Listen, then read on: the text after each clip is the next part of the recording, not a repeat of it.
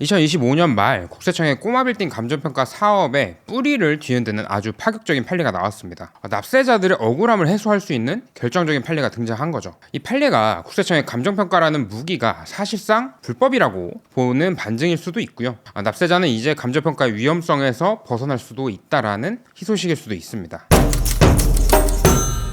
안녕하세요. 컨설팅 전문세무사 박정현입니다. 연초부터 고객들에게 굉장히 희소식이 있습니다. 최근에 아주 의미 있는 판례가 나왔어요. 2025년 12월 15일에 서울행정법원에서 나온 판결인데요. 바로 국세청의 감정평가 사업이 꽤나 위법하다라는 법원의 판단입니다. 납세자의 법적 안정성과 예측 가능성을 엄청나게 침해해왔고 2019년도 2월부터 현재까지 7년이나 납세자들을 너무나도 힘들게 했는데 이제부터는 양상이 달라지는 시작점이 될 수도 있겠죠.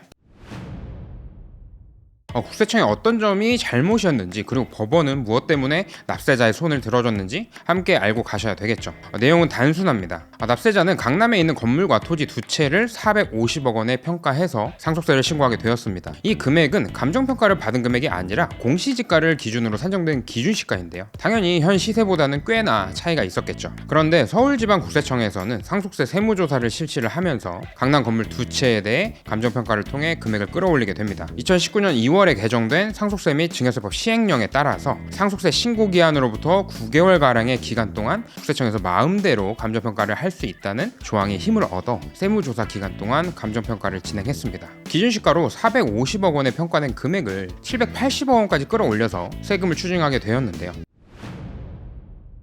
국세청의 감정평가 사업은 항상 납세자의 예측 가능성을 침해한다는 지적을 받아왔었고 그에 대한 불이익은 전부 납세자의 몫이었죠. 납세자는 상속 개시일, 즉 돌아가신 날로부터 6개월 이내에 적정한 시가를 찾아서 신고를 해야만 합니다. 반면에 국세청은 신고 기한이 지난 후 9개월까지는 재량에 따라 임의적인 감정평가가 가능하죠. 납세자는 활용할 수 없지만 과세관청에서만 활용할 수 있는 추가 감정평가의 허용이라는 점이 과세관청과 납세자가 동일한 선상에 있지 않은 기울어진 운동장이라고 본 겁니다. 심지어 국세청에서 시행한 감정평가 금액이 적절한지 여부를 판단하는 평가심의위원회조차 국세청 내부의 기관이기 때문에 팔은 역시 안으로 굽을 수밖에 없겠죠. 이렇듯 납세자와 과세관청의 7년간의 긴 싸움이 이제 끝을 보일 수도 있는 부분입니다.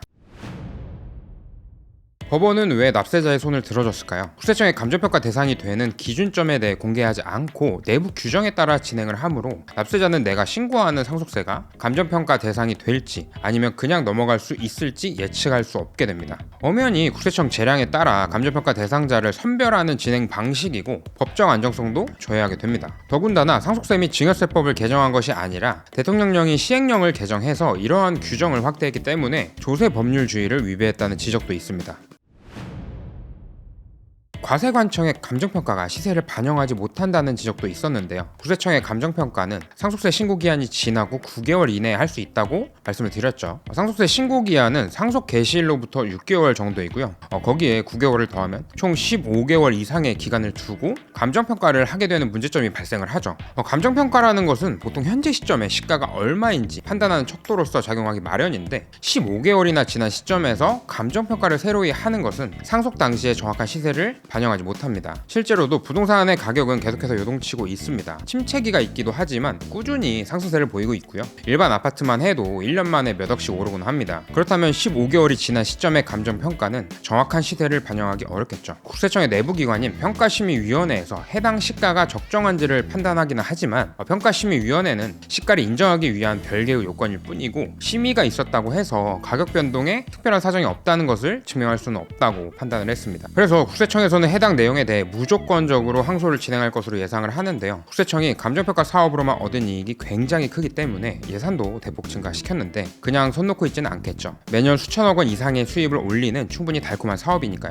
다만 납세자가 무조건 승소한다고 볼 수는 없고 기존 고등법원 판례에서는 국세청에 손을 들어줬던 결과도 있어서 최종 결과가 어떻게 될지는 예상할 수는 없습니다. 만약 대법원까지 납세자가 승소하는 경우에는 국세청은 시행령이 아닌 상속세 및 증여세법 자체를 개정하려고 할 가능성이 높습니다. 물론 납세자와 어느 정도 형평성을 고려한 개정이 있을 것으로 예상이 되고요. 납세자의 상속세 신고에 대한 결정 방식이 중요한 포인트가 될 텐데 상당히 방어적인 성향을 보이는 납세자분들도 계실 테지만 추후 국세청의 감정평가 사업이 위법이라는 대법원 판결을 기다리시는 분들은 잦은 감정평가가 아닌 기준시가로 신고하는 경우가 많아질 것으로 예상이 됩니다. 국세청의 일처리가 위법이라면 경정 청구를 통해 상속세를 돌려받을 수 있게 되니까요. 단순히 세금을 깎아준 것이 아니고 국세청의 과세 근거가 되는 시행령 자체가 위법하다는 사법부의 첫 판단에 굉장한 의미가 있습니다. 납세자가 예측할 수 없는 세금은 부과할 수 없다는 논리와 맞아떨어지고 납세자보다 국세청이 우위에 있는 구조적 불균형을 해소할 수 있는 시작점이 되었으면 하는 개인적인 바람도 있습니다. 상속세나 증여세 신고에 대한 도움이 필요하신 분은 연락 주시길 바라면서 이만 영상 마치도록 하겠습니다. 댓글에 적어드린 블로그를 참고하시면 상속세 및 증여세에 대해서 자세히 알 수 있고 또 더 좋은 내용이 많이 있으니 절세 많은 도움이 되리라 생각합니다. 오늘 영상이 도움이 되셨다면 좋아요와 구독, 알림 설정까지 부탁드리겠습니다. 감사합니다.